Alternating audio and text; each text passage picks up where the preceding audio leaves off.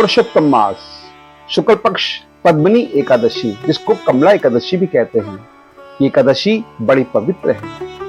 कहते हैं कि इस एकादशी के व्रत के प्रभाव से समस्त पाप समूह नष्ट हो जाते हैं और ये एकादशी पुत्र संतान को प्रदान करने वाली है। इसकी एक पौराणिक कथा है। त्रेता युग के अंदर एक महिष्मति नाम कांतिवीर नाम का राजा था। उस राजा की कई रानियां थीं, पर राजा के किसी रानी से भी संतान नहीं थी।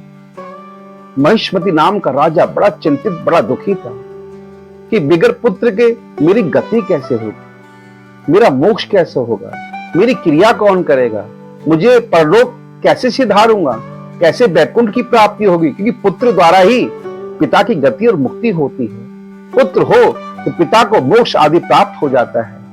इस चिंता में चिंतित रहता था। अंत में राजा ने मन में सोचा कि बिगर तप के संसार में, बिगर यज्ञ के किसी चीज की फल की प्राप्ति नहीं होती।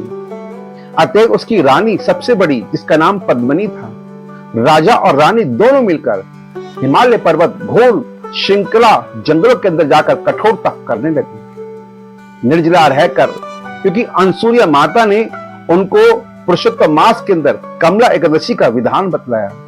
उसी विधान के अनुसार वो निर्जला व्रत करने लगी, कठोर तप करने लगी, एक पांव पे खड़ी होकर श्री नारायण का जाप करने लगी, षोडश मात्र से भगवान का पूजन करने लगी। इस प्रकार कठोर तपस्या करते करते भगवान श्री नारायण बड़े प्रसन्न हो गए। पुरुषोत्तम मास एकादशी के अंदर भगवान उनके सामने उनका प्रागट्य हो गया। महिष्मति नाम का राजा और रानी बड़े प्रसन्न हुए।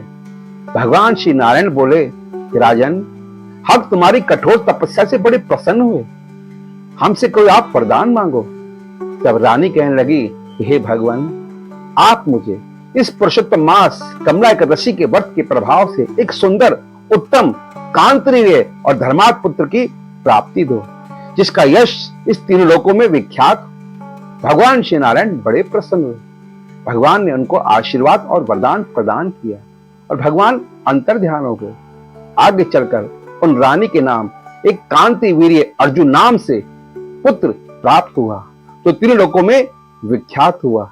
इसलिए भक्तों, पुरुषोत्तम मास कमला पद्मन एकादशी महापुण्य और संतान को प्रदान करने वाली है।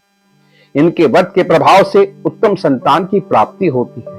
उत्तम संतान जो पितरों को तारती है, उत्तम संतान जो माता पिता को तारती है, जो धर्मात्म होते हैं, बल बुद्धि ज्ञान से निष्ठावान होते हैं, सामर्थ्यवान होते हैं और संसार में सभी को गति और मुक्ति दिलाने वाले होते हैं, ऐसी संतान घर घर में होनी चाहिए। इसलिए पुरुषोत्तम मास के अंदर जो संतानहीन है, सभी को भगवान पुरुषोत्तम मास का आह्वान करना चाहिए।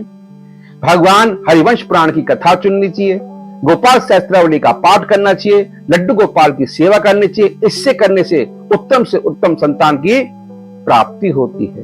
ओम नमो भगवते वासुदेवाय।